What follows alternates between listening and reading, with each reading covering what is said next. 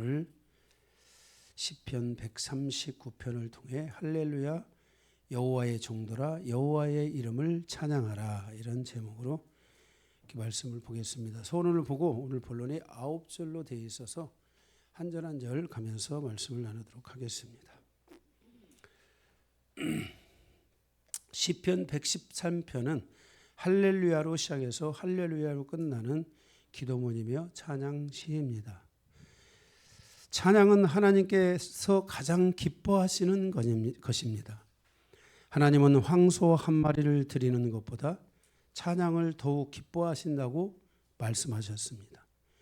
시편 69편 30절에서 31절에 보면 내가 노래로 여호와의 이름을 찬송하며 감사함으로 하나님을 위대하시다 하리니 이것이 소 곧 뿔과 굽이 있는 황소를 드림보다 여호와를 더욱 기쁘시게 함이 될 것이라 그랬습니다. 네, 김봉찬 이사님은 열과 성의를 온 마음을 다해서 찬양을 하니 주일날 대체 황소 몇 마리를 잡는 거예요? 저번 기본적으로 5마리는 잡는 거 아니겠어요? 네.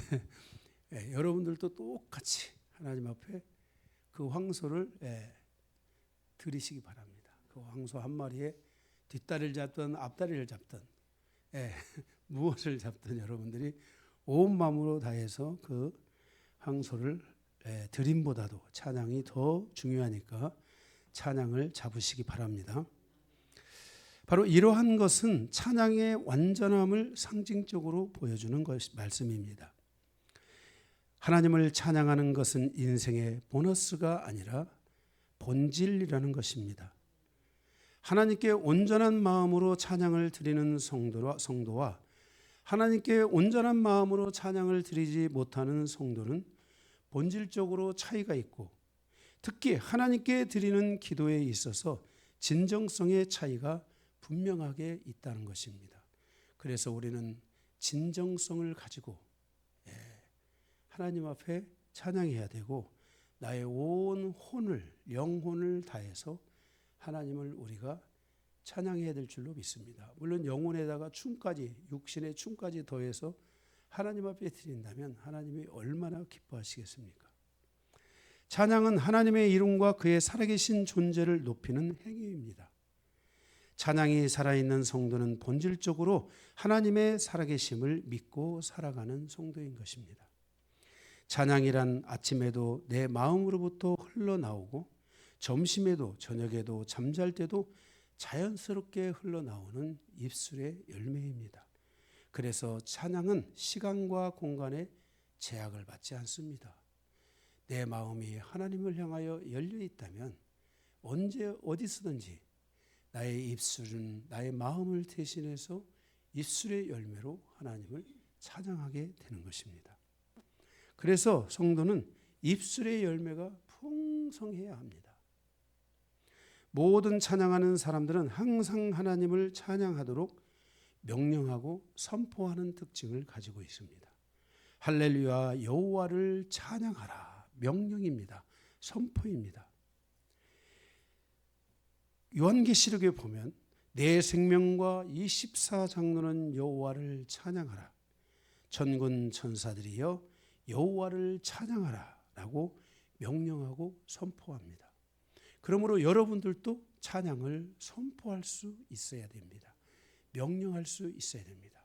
여러분들이 찬양을 할 때, 예배를 드릴 때 마음속으로 여러분들이 찬양을 온 마음으로 드리면서 영광교회 성도들이여 여호와를 찬양하라,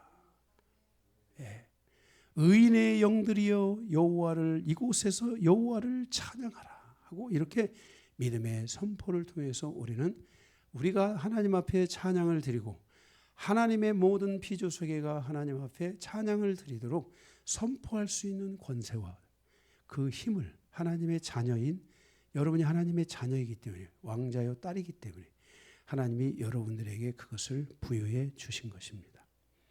그래서 찬양은 하나님을 향한 내 마음에 대한 내 입술의 명령이며 선포이며 고백입니다. 내가 그렇게 찬양하기 때문에 당연히 그 다른 사람들도 그렇게 찬양하도록 선포하고 또 명령할 수 있다는 것입니다. 찬양은 감정의 결과가 아니라 신앙에 대한 반응입니다. 찬양은 상황이 아니라 관계에서 흘러나오는 소리입니다. 그래서 찬양은 나를 구원하신 주님에 대한 관계의 소리입니다. 내가 주님을 얼마나 사랑하는지 그것을 소리로서 표현하는 것이 바로 찬양입니다. 우리는 종종 우리는 찬양할 기분이 아닙니다라고 말합니다. 무슨 찬양을 기분을 따라서 찬양합니까? 찬양은 기분이 아니라 내가 좋으면 좋은 대로, 내가 힘들면 힘든 대로 하나님께 드리는 나의 마음의 고백이 찬양인 것입니다. 그래서 찬양은 내가 좋을 때도 은혜를 받고 내가 힘들고 어려울 때도 은혜를 받는 것이 찬양인 것입니다. 그래서 여러분들이 좋을 때 하나님 앞에 찬양을 통해 은혜를 받으시기 바라고, 힘들고 어려울 때도 그 찬양을 통해 여러분들이 위로를 받고 은혜를 받는 그와 같은 시간이 되셔야만 하는 것입니다. 찬양은 십자가의 여정에 대한 나의 고백이며 관계의 소리, 그 십자가와의 관계를 맺은 나의 소리라는 것을, 나의 소리, 할렐루야, 나의 소리라는 것을 아셔야 됩니다. 하나님을 향한 이 소리, 나의 소리, 이 소리가 꼭 있기를 주님의 이름으로 축복합니다. 그래서 하나님을 아는 사람은 찬양하지 않을 수 없습니다. 왜냐하면 그분의 이름에는 생명이 있고 그분의 행하심에는 나를 향한 은혜가 있기 때문에, 관계가 있기 때문에 그분을 향하여 찬양하지 않을 수 없습니다. 그러므로 오늘 또 110편, 113편의 말씀을 통해서 할렐루야로 시작하여 할렐루야로 끝나는 이 시편의 말씀이 여러분에게 많은 은혜가 되시기를 주님의 이름으로 축복합니다. 1절에 보면 1절을 읽겠습니다. 할렐루야, 여호와의 종들아 찬양하라, 여호와의 이름을 찬양하라 그랬습니다. 여호와의 종들아 여호와의 이름을 찬양하라 그랬습니다. 이 주의 종들, 하나님의 사람들, 그들은 모든 성도들의 앞에 서 있는 사람으로서 선창을 하는 자들입니다. 그러면 뒤에 있는 성도들이 따라하는 것입니다.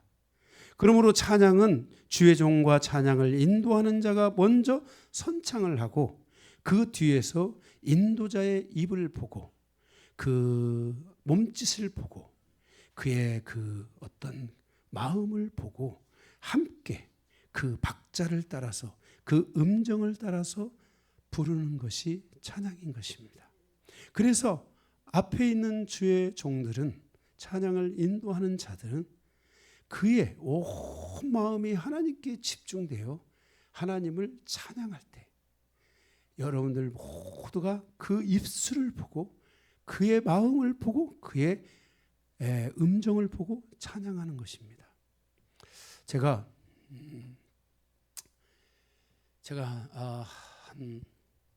전도사 시절에 500명 정도가 모여서 집회를 하는데 그때 제가 찬양 인도를 했습니다. 찬양 인도를. 그런데 우리 소식적 찬양 인도는 기타를 치고 이렇게 하는 게 아니라 이렇게 박자를 맞춰서 사원에서 이렇게 해서 찬양을 하는 겁니다. 이렇게 응? 이렇게. 그래서 찬양을 이렇게 하는데 한 손으로 찬양을 쫙 이렇게 해서 하는데 갑자기 찬양이 안 보여서 그랬는지, 이게 이렇게 안 보여서 그랬는데 어쩐지 1절이 2절인가를 하다가 4절까지 있는데 제가 손을 딱 멈췄습니다. 어떻게 됐을까요? 제가 얘기하는 의도를 알면 답이 있잖아요. 500명이 일순간에 찬양이 탁 멈춘 거예요. 반주자까지 찬양이 탁 멈춘 거예요. 그래서 제가 거기서 침을 꿀떡 삼키고 지금 나는 이제 실수한 거잖아요, 제가. 그런데 이분들이 그 실수에 함께한 거예요.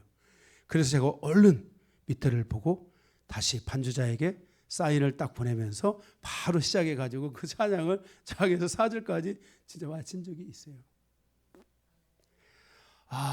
이 찬양이라는 것은 이 여호와의 종, 이 인도자, 이 주의 종이 이 찬양을 앞에서 선창을 하는 거구나. 그리고 그분들이 나의 입술을 보고, 그분들이 나의 손짓을 보고, 나의 마음을 보고 함께 찬양하는구나. 그래서 제가 오늘 이 말씀을 제가 준비했잖아요. 그래서 강기도 목사가 앞에 찬양 인도자잖아요.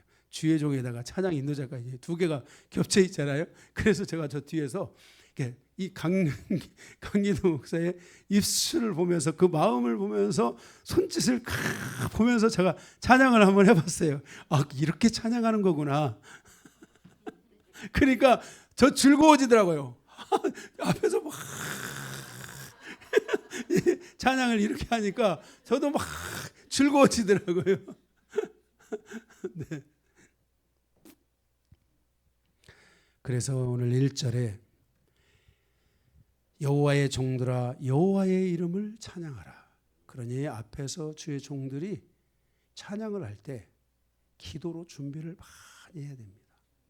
찬양에 대한 기도가 있어야 됩니다. 그리고 제가 말씀드렸죠. 찬양에서 자기가 아는 어떤 성경 구절 하나 가지고 탁 얘기하지 말고 시편 113편을 강의하니까 어제 지난주에 들었던 시편 112편을 가지고 그것을 묵상하고 그 말씀에 있는 것들을 지난주 하나님께서 주의 종을 통해서 주시는 이 말씀을 생각하면서 우리가 오늘 13장의 말씀에 은혜 받기를 갈망하고, 그리고 그 12장에 있는 말씀이 어떤 것에 내가 은혜를 받았는지, 예?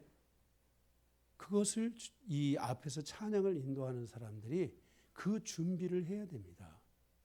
저는 찬양을 인도할 때 그 컨덕 페이스라고 그게 그 단어가 생각이 나. 이 찬양을 인도하는 큐시트 땡큐 큐시트를 항상 준비해 가지고 거기에 제가 그 한 개의 찬양마다 하나님이 주신 감동의 멘트들을 달아가지고 그렇게 하고 찬양 인도를 제가 했어요. 그리고 그 찬양을 준비하기까지, 전 찬양을 잘 못하는 사람이라 계속 준비하고 또 준비하고, 그래서 찬양을 제가 잘 못하기 때문에 그때 제가 찬양 인도하고 이런 것이 있었을 때는 찬양 반주자하고 제가 이틀 3일씩 시간만 내면 같이 막 한 3시간 4시간 5시간을 같이 계속 연습을 한 거예요. 응? 완벽하게 그 찬양을 하고 싶어가지고. 그래서 어쨌든 이렇게 주의 종들이 앞에서 이렇게 찬양을 쭉 하면은 따라오는 거예요. 그래서 주의 종들과 성도들과 주의 주의 종들과 주의 성도들과 주의 이름은 영원히 연결되어져 가야 할 믿음의 방향성이에요. 그러므로 그의 이름이 높임을 받을 수 있도록 온 마음을 해서 찬양해야 돼요. 나에게 오늘 이 하루를 주신 하나님, 나에게 이 한 주간의 은혜를 주신 하나님, 그 하나님을 향하여 그의 이름을 부르듯이, 아멘, 이렇게 우리가 찬양을 하는 성도로서의 삶을 살아가야 돼요. 그래서 그의 이름이 땅에 밟혀지지 않도록, 그의 이름이 영광된 그 이름이 높임을 받을 수 있도록 우리가 하나님을 찬양해야 될 줄로 믿습니다. 아멘. 그래서 찬양은 그냥 어디 몇 개 이렇게 딱 코드에 맞춰가지고 와서 그냥 찬양하는 게 아니에요. 정말 우리 영광교회 저쪽에 있을 때는 찬양 들어가기 30분 전에 기도를 하고 들어갔어요. 늦어도 15분 정도는 기도를 하고 들어갔어요. 그죠? 근데 그게 없어졌어요. 지금 여기 와서. 근데 정말 기도하고 찬양해야 돼요. 그러니까 앞에서 기도로서 하나님을 찬양을 섬기고 이런 사람들은 부지런해야 돼요. 최소 15분에서 30분은 부지런해야 돼요. 그냥 겨우 그냥 거기 예배 시간에 그거 맞춰가지고 와서 이런 게 아니라 기름 부심 안에서 찬양할 수 있도록, 정말 하나님의 은혜 안에서 찬양할 수 있도록 이런 준비를 해야 돼요. 아멘. 그래서 오늘 말씀처럼 할렐루야 여호와의 종들아 찬양하라, 여호와 이름을 찬양하라 그랬어요. 그러면은 성도들이 함께 찬양을 했다는 것이에요. 2절에 이제부터 영원까지 여호와의 이름을 찬송할지로다 그랬어요. 네. 그러니까 내가 하나님을 알게 된 날로부터, 이제부터 내가 하나님을 아버지라고 부르게 된 날부터, 내가 예수 그리스도로부터 구원을 받은 날부터, 바로 이제부터, 그 날부터 우리는 그러니까 예수를 믿게 된 그 날부터 결정을 해야 돼요. 영원까지 그의 이름을 버리지 않겠다. 그리고 그의 이름을 영원히 사랑하며 그의 이름을 찬양하겠다. 남의 앞으로 내가 예수님을 알게 된 뒤로부터 시작된 나의 전 생애를 하나님을 찬양하겠다라는 이와 같은 믿음의 고백이 있어야 돼요. 만일 내가 모태의 신앙이라면 그는 뱃속에서부터 하나님을 찬양해야 합니다. 욥은 자신의 모든 재산을 하루아침에 다 잃어버리고 이렇게 찬양했습니다. 욥기 1장 21절에 내가 모태에서 적신으로 나와 싸운즉 또한 적신이 그리로 돌아가올지라. 주신 자도 여호와시요 취하신 자도 여호와시오니 여호와의 이름이 찬송을 받으실지어다. 제가 볼 때 욥은 정말 모태 신앙을 가진 자였던 것 같아요. 그 동방으로 동방으로 아브라함의 둘째 와이프하고 그다음에 누굽니까? 사라가 죽고 나서 결혼을 해가지고 둘째 그 아내하고 그둘란가요? 그리고 거기에 7명의 아들인가? 6명이에요, 7명. 그들이 같이 떠났잖아요. 예? 같이 떠나서 동방으로 떠나잖아요. 그래서 그런 것처럼 그런 정말 신앙의 그러한 사람으로서 정말 모태에서부터 그가 하나님을 찬양했다는 거예요. 여러분들이 하나님을 알게 된 날로부터 나는 이제 결단해야 돼요. 내 평생에 하나님만을 사랑하리라.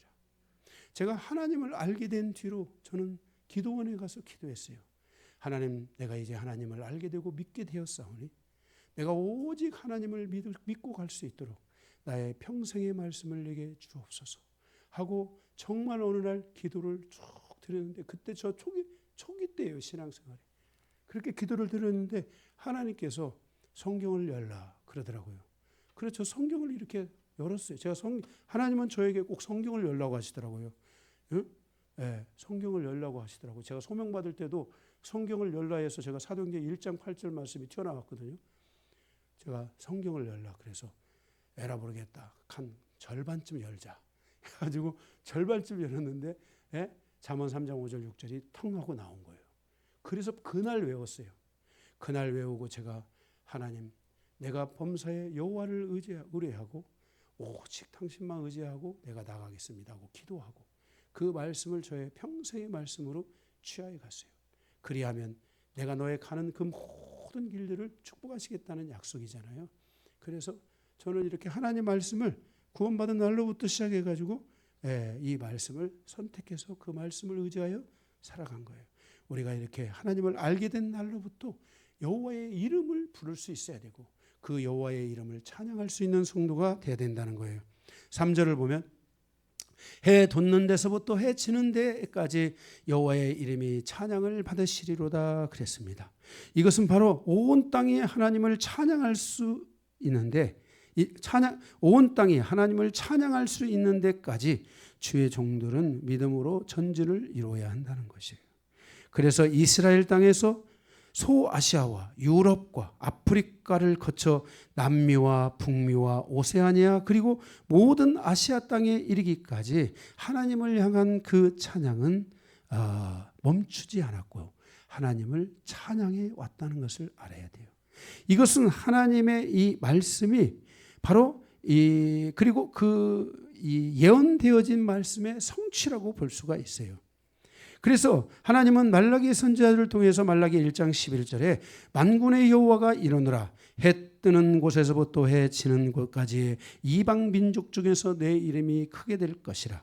각처에서 내 이름을 위하여 예배하며 깨끗한 제물을 드리리니, 깨끗한 제물이 뭐예요? 예수의 피가 있는 기도, 예수의 피가 있는 죄사함, 그죠? 예수의 피에 의지하여 드리는 죄사함, 용서, 이런 것들을 이방민족이 드리리니 이는 내 이름이 이방민족 중에서 크게 될 것임이라 라고 했습니다. 그리고 말라기 선지자의 이 예언의 말씀은 바로 지금 현재까지 성취되어져 왔습니다. 그리고 이제 이 이스라엘이 마지막 이 이스라엘이 하나님을 향한 이 찬양의 확산이 이루어질 때, 이스라엘이 성령에 취해 가지고 하나님을 향하여 찬양하며 돌아올 때, 바로 그때가 마지막 이스라엘의 그 찬양을 통하여 바로 예수님이 재림하실 것이라고 성경은 말씀하고 있어요. 그게 종말이에요. 그러니까 여러분들이 그걸 봐야 돼요.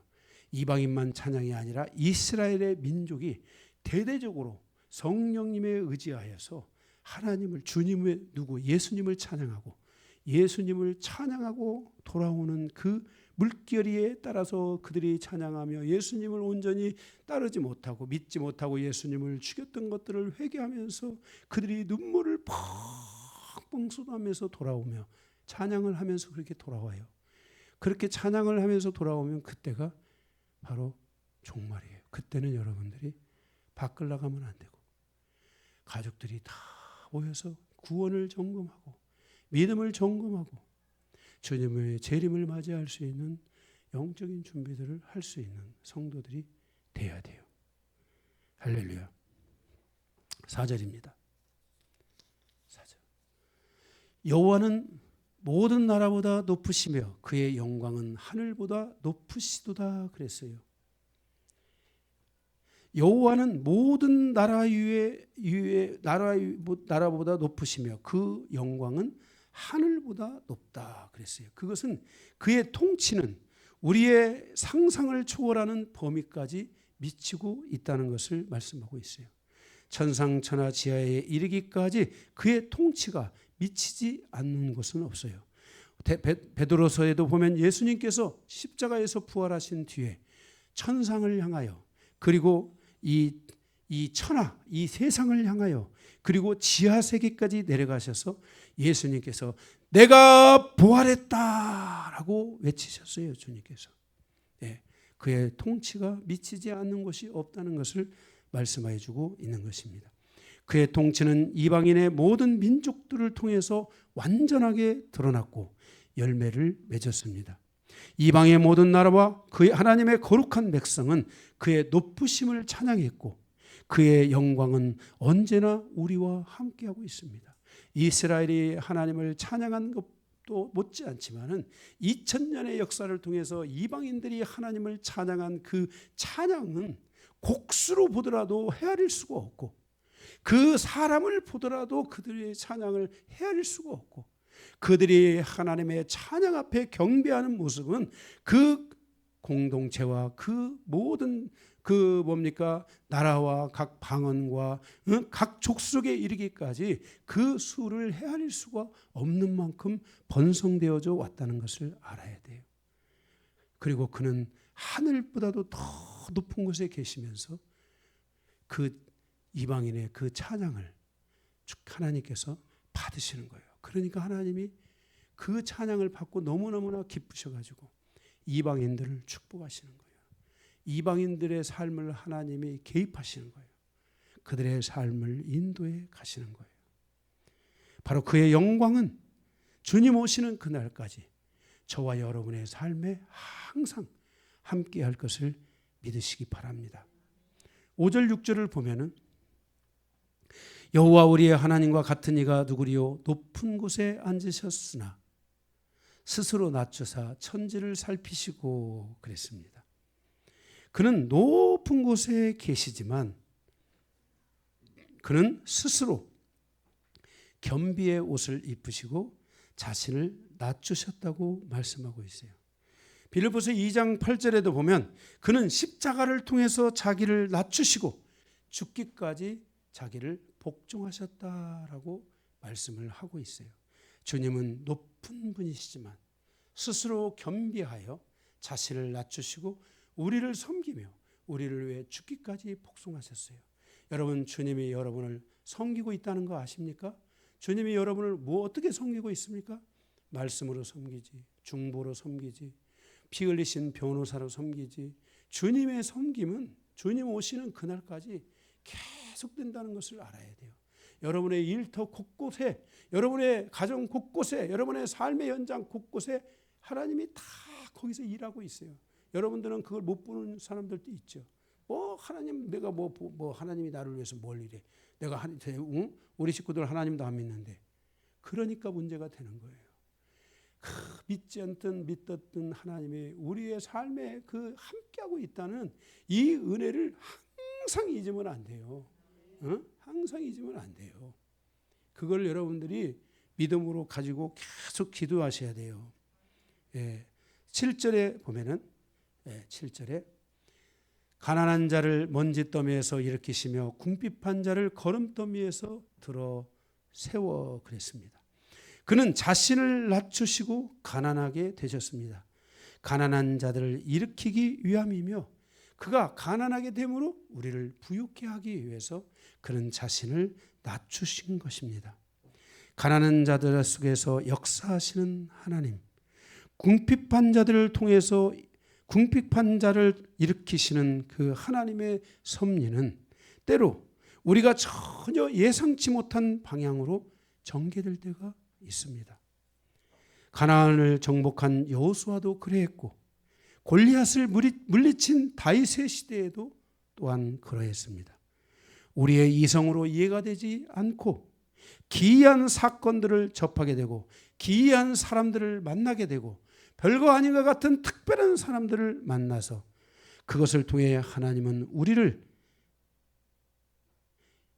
인도해 가고 우리에게 기적을 일으키는 놀라운 사건들을 열어주시는 것입니다. 그래서 우리는 이러한 것들을 단순히 우연으로 받아들이는 이 어리석음이 있으면 안 됩니다. 하나님께 감사하지 못하고 원망하는 자들은 자기에게 일어나는 모든 순간순간의 것들을 어제를 돌아보지 못하고 개구리 올챙이적 생각을 하지 못하고 계속 감사가 없고 그 속에 개입하여 가셨던 하나님, 그 속에 역사하셨던 하나님, 어제는 찬양한다고 어제는 기뻐했는데 오늘은 원망하고 왜 그렇습니까? 그런 하나님을 잊어버리기 때문에 그렇습니다. 그 나의 삶에 항상 역사하고 있다는 이 하나님을 우리는 망각하면 안 됩니다. 하나님이 도와주셔야 됩니다. 여러분의 인생에 한번 여러분들이 자신 있으면 해보세요. 난 내 힘으로 살 수 있어. 어떤 일이 벌어지나. 여러분, 우리 영광교회는 그런 삶을 살지 않기 위해서 지금까지도 계속 하나님을 바라보자고 하는 거예요. 끊임없이 하나님을 바라보자고 하는 거예요. 인생은 늦으면 후회하는 거예요. 껄껄껄 해봐야 아무런 대답이 없어요. 있을 때 잘해. 그런 찬양도 있잖아요. 예, 있을 때 잘하라고. 하나님이 계실 때 잘해야 돼요. 아멘. 예, 그래서 여러분들이 잘해야 돼요. 예, 그러니까 항상 그 하나님을 여러분들이 붙고 조그마한 일이 일어나도 야, 하나님이 저기에 손바닥만한 구름을 뭔가 주시는 건가? 하나님은 우리를 사랑하시는구나. 하나님은 우리를 잊지 않고 있다 하는 것들을 계속 여러분들이 하나님 앞에 속삭이듯이 계속 속삭일 줄 알아야 돼요. 하나님이 듣도록. 하나님은 큰 소리 내면 잘 못 들어요. 속삭이듯이 얘기해야 돼요. 기도로, 마음으로 속삭이세요. 그러면 하나님은 우리의 마음과 생각을 다 아시고 우리의 모든 것들을 감찰하신다 그렇게 말씀하셨어요. 아멘. 그래서 우리가 이것을 자꾸 우리의 이성으로 이해가 되지 않는 기이한 사건들을 우리가 자꾸만 이것을 단순화시켜 가지고 이것을 우연으로 바꿔버리고 있을 수 있고 아유 당연히 있을 수 있지 뭐 없어 이런 일이 있겠지 이렇게 생각하는 이 개떡 같은 믿음들 싹 다 버려야 돼요. 어리석은 자들이에요. 조그마한 일 하나에도 하나님을 향하여 크게 감사할 줄 아는 사람. 이런 성도에게는 하나님이 죽을 때까지 그의 삶을 붙드시고 인도하신다는 것을. 하나님의 축복은 3대 4대를 거쳐 어디까지 간다겠어요? 천대까지 간다겠잖아요. 저주도 3대 4대를 내려오니까 저주가 한번 오면 얼마나 힘들겠습니까? 근데 축복이 한번 와보세요. 3대 4대의 축복만 와봐. 천대까지는 가도록 하고, 천대까지 가세요. 괜히 또 말이 또 시가 돼서 천대까지 안 가고 3, 4대만 가면 안 되니까. 정말 우리는 믿음의 질서를 세우고 신앙을 갖고 천대까지 가는 신앙을 열어야 됩니다. 이스라엘처럼. 아멘? 그런 믿음의 역사들을 우리가 일어나야 돼요. 그런데 우리가 지난 기독교 역사를 보면 이스라엘은 그래도 천대까지 신앙을 이어왔잖아요. 그런데 이방인들은 이 천대까지 가는 신앙을 못 만들어 오고 있어요. 변질되고 넘어지고 쓰러지고 예배들을 안 드리고 예배를 꽝치고 예배를 땡땡이 쳐버리고 하는 이런 무수한 일들이 이방인들 안에 있어요. 이방인이 크게 된 건 사실이에요. 그러나 이방인들의 믿음이 이스라엘처럼 천대까지 그 믿음이 가는, 천대까지 예배를 하는, 아주 주일날은 딱 주일 성수하는 이런 은혜들로 가는 이런 시간들이 이방인에게 없어요. 유대인에게는 있어요. 유대인은 안식일을 지키잖아요. 절대로 토요일날 일하면 돼요, 안 돼요? 안 돼요. 토요일날 전쟁이 있어요. 전쟁을 하면 돼요, 안 돼요? 안 되는 거예요. 6.1 전쟁 아시잖아요. 안식일, 토요일날이 안식이잖아요. 금요일까지 전쟁을 끝난 거예요. 토요일날 안식해야 되니까. 예배하러 가야 되니까. 그래서 6.1 전쟁이에요. 근데 하나님이 그 전쟁을 그들의 기도를 들으시고 이기게 하셨어요. 고난이 곧 기회가 될 수 있도록 해야 합니다. 자기 백성을 위해 엄청난 사건을 일으키는 하나님의 섭리와 감사와 찬양으로 되돌릴 수 있는 믿음이 열려야 됩니다. 이러한 하나님을 갈망해야 합니다. 우리의 인생사와 가족사의 밑바닥을 결정하는 것은 내가 아닙니다. 그것은 하나님께서 하시는 일입니다. 그러므로 하나님께서 나를 인정하실 때까지 나는 하나님께 나아가야 됩니다. 하나님이 나에게 밑바닥을 보여줘야 그게 밑바닥이지. 내가 밑바닥인가 하고 봐야 그게 밑바닥이 아닐 수 있습니다. 하나님을 바라봐야만이 나의 인생의 진정한 밑바닥을 볼 수 있다는 것을 우리는 기억해야만 할 것입니다. 8절에 지도자들 곧 그의 백성의 지도자들과 함께 세우시며 그랬습니다. 이러한 하나님의 역사를 통해서 7절, 6절, 5절, 6절, 7절의 이러한 역사를 통해서 우리는 영적으로 성장하고 축복을 받고 개혁과 혁명이 일어나고 3, 4대를 걸쳐오면서 저주를 끊어내고 믿음의 사람들과 축복의 사람들과 영적인 리더들과 나란히 설 수 있는 데까지 나아가라고 말씀하고 있어요. 그러니까 여러분들이 예수를 믿고 나서 여러분들이 예수님의 의지하여 살아감으로 말미암아 여러분들은 저와 나란히 설 수 있는 믿음의 영적인 개혁들이 일어나야 되고 성장이 일어나야 되고 성숙함이 일어나야만 한다는 거예요. 저와 어깨를 나란히 해서 제가 생각하는 것을 여러분이 생각하고 하나님이 생각하는 것을 저뿐만 아니라 여러분도 함께 생각하는 이러한 믿음을 우리가 가지고 이러한 것에 우리의 삶을 드리고 시간을 드리는 이런 놀라운 은혜가 있어서 정말 좋은 영적 리더들이 일어나기를 원합니다. 다윗의 그 역사, 다윗이 이제 그 왕권을 회복하고 이제 남유다 북이스라엘을 정복한 그들을 다 통일시킨 다음에 다윗 왕 시대를 만든 다음에 그 다음에 다윗의 왕국을 이룰 수 있었던 사람들을 쭉 거기 명단에 이름을 올리죠. 응? 그들의 이름이 영까지 빛날 수 있도록 그들의 이름을 다 올리잖아요. 성경은요 놀라운 것이 뭐냐면요, 믿음이 있는 사람과 믿음이 없는 사람들에 대해서 그 자녀들과 가족들의 그 가계도, 응? 족보를 다 올리고 있다는 걸 알아야 돼요. 무슨 말인지 알겠어요? 하나님은 굉장히 세밀한 분이세요. 그래서 여러분들의 삶이 수원에서 정말 앞으로 주님이 오시겠지만 곧 만약에 주님이 안 오시고 100년이 지났다. 거기에 우리 김장로 이렇게 장로가 나중에 될 걸로 믿고 그 이름이 김장로 이렇게 탁 하고 그 이름이 날 수 있는 그런 믿음의 사람으로 가야 돼요. 응? 장로님 되시려면 전도 많이 해야 돼요. 성도들이 몇 명 안 돼가지고 장로하겠어요? 전도를 많이 하셔야 돼요. 예.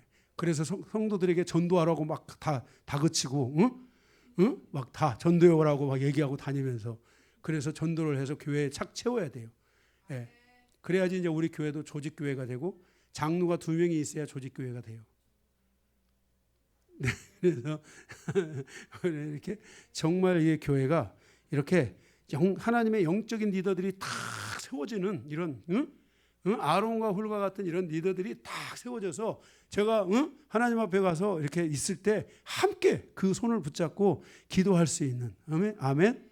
네, 이런 분들이 있으셔야 돼요. 이런 분들이 있으셔야 돼요. 저거 없어도 설교 딱 사역자가 만약에 있으면 사역자가 해야 되겠지만 없을 때는 장로님들이 나하고 똑같은 마음으로 해야 돼요. 나 없을 때 강 목사를 어떻게 몰아낼 것이냐, 강 목사의 문제가 뭐냐, 이런 걸 하면 안 되는 거예요. 교회를 세워가야 되잖아요. 아니 제가 예를 든다 그런 일은 없겠지만 이렇게 나란히 강 목사와 주의 종과 어깨를 나란히 하는 일꾼들이 있어야 돼요. 그리고 만약에 그게 누가 그렇게 설교를 하면은 권사님들이 나중에 저한테 다 찔러가지고 누가 이렇게 설교를 하더라고. 그러면 제가 가서 불러다 놓고 얘기하고 다음부터 그렇게 하지 마시라고. 교회를 건강하게 다 세워가야 돼요. 이렇게 하나님이 원하는 리더들로 다 교회가 세워져 가야 돼요. 이 땅에 정말 많은 교회가 있지만요, 언제 교회들이 무너질지 알 수 없는 시대를 여러분 살아가고 있어요. 큰 교회들 언젠가 바람 한번 불면 훅 하고 사라질 수 있어요. 유럽의 그 교회가 그렇게 다 사라졌어요. 미국의 교회들이 그렇게 다 사라졌어요. 예? 정말 이것은 무서운 이야기예요. 그래서 정말 우리가 온전한 믿음을 가지고 가야 될 줄로 믿습니다. 나란히 서야 됩니다. 저는 나보다 내가 더 높아지고 싶은 마음이 없어요. 내 옆에 나란히 한 10명만 우선 급하게 세워졌으면 좋겠어요. 우선 급하게 쭉 옆에 나란히 딱 서가지고. 네, 마지막 9절. 또 임신하지 못하던 여자를 집에 살게 하사 자녀들을 즐겁게 하는 어머니가 되게 하시는도다. 할렐루야. 이 9절의 말씀이 너무나 축복이 되는데, 자, 이러한 5절, 6절, 7절, 8절 이 말씀을 통해서, 이러한 역사를 통해서 교회가 영적으로 성장하고 축복을 받고 이렇게 개혁이 되고 새로운 이 리더들, 새로운 주의 종과 어깨를 나란히 하는 영적 리더들이 세워지기 시작할 때 그 안에, 그 공동체 안에, 교회 안에 하나님께서 새로운 어머니가 탄생할 수 있게 한다는 거예요. 이 새로운 어머니는 바로 믿음의 사람들과 축복의 사람들과 영적인 리더들과 나란히 설 수 있는 사람들 속에서 이런 영적인 어머니를 하나님이 주신다는 거예요.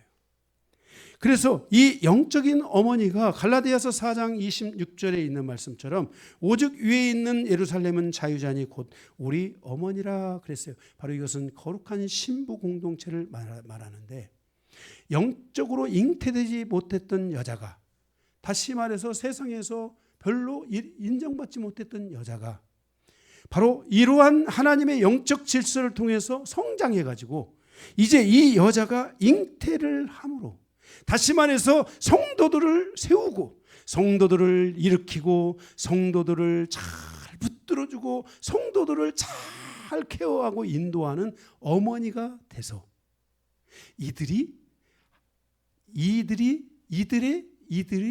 이 어머니가 그 성도들, 그 성장시키고 있는 성도들의 어머니가 돼서 그 자녀들, 영적인 자녀들을 변화시키고 그러면서 하나님을 찬양하는 공동체가 되도록 해야 한다. 할렐루야 말씀하고 있는 거예요. 임신하지 못하던 여자가, 전도를 하지 못하고 양육을 하지 못하고 성도들을 세우지 못했던 여자가 5절, 6절, 7절, 8절의 은혜를 통해서 그가 여호와의 집에 살게 되고 자녀들, 다시 말해서 영적 자녀들을 즐겁게 하는 어머니가 되게 해달라고 그렇게 기도하며 찬양하는 오늘 여기 이 시편 113편의 말씀을 말씀하고 있어요.